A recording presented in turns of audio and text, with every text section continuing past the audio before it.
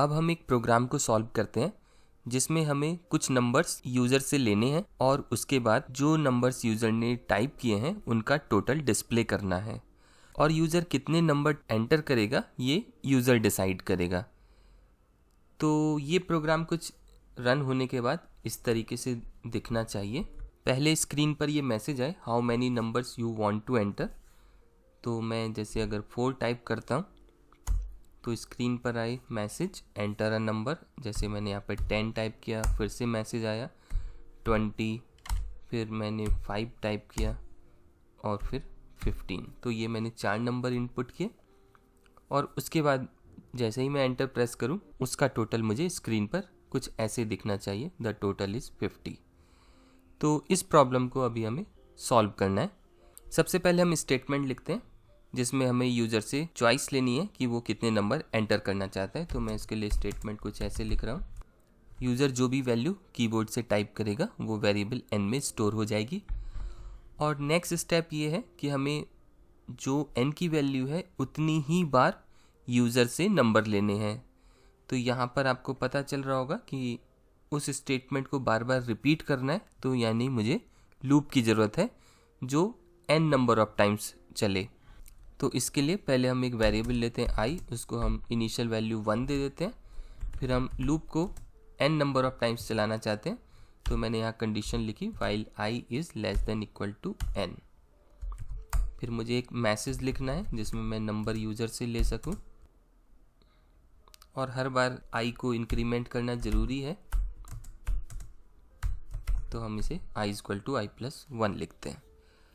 अब हमारे पास जो भी नंबर हमें यूज़र देगा उसको हमें स्टोर रखना है और नेक्स्ट टाइम उस स्टोर्ड नंबर में इस वैल्यू को ऐड करना है।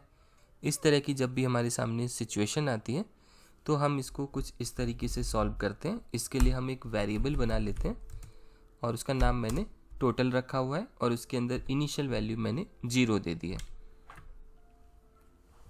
और इसके बाद इस टोटल में नंबर को हम ऐड करते रहेंगे, total is equal to total plus number.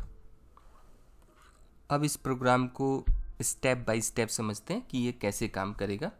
देखिए जैसे हम यहाँ पे प्रोग्राम को रन करते हैं तो हमारे सामने ये मैसेज आ रहा है how many numbers you want to enter, और जो भी मैं यहाँ पर नंबर टाइप करूँगा 3 और उसके बाद एंटर प्रेस करता हूँ तो उससे क्या होगा कि ये जो वेरिएबल n है इसके अंदर 3 स्टोर्ड हो जाएगा। इसको मैं कुछ ऐसे रिप्रेजेंट कर देता हूँ कि जो n है उसके अंदर 3 स्टोर्ड है। अब i की वैल्यू मैंने 1 ली हुई है और साथ में मैंने एक वेरिएबल बनाया हुआ है टोटल जिसके अंदर 0 है। अब इसके बाद जब हम लूप में आते हैं i is less than equal to n, पहली बार में कंडीशन ट्रू है क्योंकि i 1 है और n हमारा 3 है। फिर इसके बाद जब ये स्टेटमेंट रन होगा तो स्क्रीन पर मैसेज आएगा एंटर अ नंबर, और जो भी नंबर आप टाइप करेंगे इस वेरिएबल नंबर के अंदर स्टोर्ड हो जाएगा। तो जैसे ये सपोज नंबर वेरिएबल है और यूज़र 10 टाइप करता है तो नंबर के अंदर 10 स्टोर्ड हो जाएगा। फिर ये स्टेटमेंट, इसको हम ध्यान से देखते हैं, total is equal to total plus number. तो इसका मतलब ये है कि टोटल की जो प्रीवियस वैल्यू थी 0 और नंबर की जो वैल्यू अभी हमने दी थी 10, ये दोनों ऐड होकर फिर से टोटल वेरिएबल में चले जाएंगे, यानी कि टोटल इस स्टेटमेंट के बाद 10 हो जाएगा। और i equal to i plus 1 की वजह से इस स्टेटमेंट के बाद i की वैल्यू 2 होगी और लूप हमारा दोबारा रन होगा। 2 अभी भी 3 से छोटा है, कंडीशन अगेन ट्रू है, तो फिर से ये मैसेज आएगा एंटर अ नंबर। तो इस बार हम सोच लेते हैं कि यूज़र कोई नया नंबर 5 टाइप करेगा।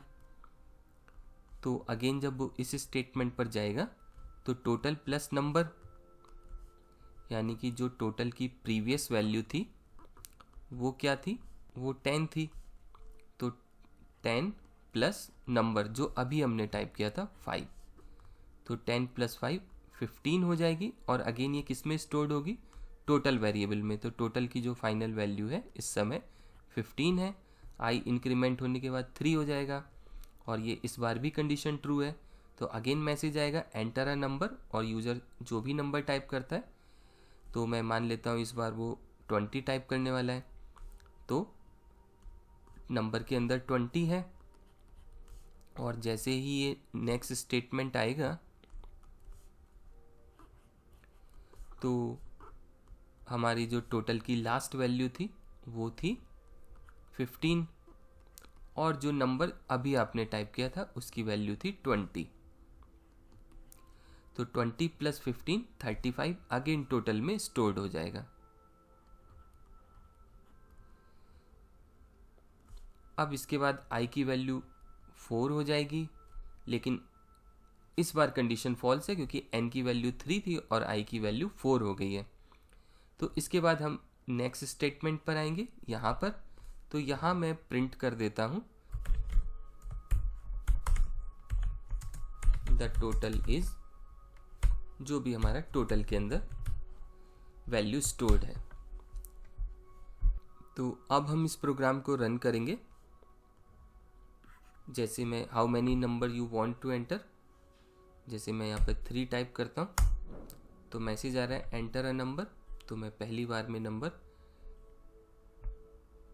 10 टाइप कर देता हूँ, अगेन 5 टाइप करता हूँ, फिर 20 टाइप कर देता हूँ। तो जैसा हमने एक्सप्लेन किया था उसी के अकॉर्डिंगली हमारा रिजल्ट आ रहा है।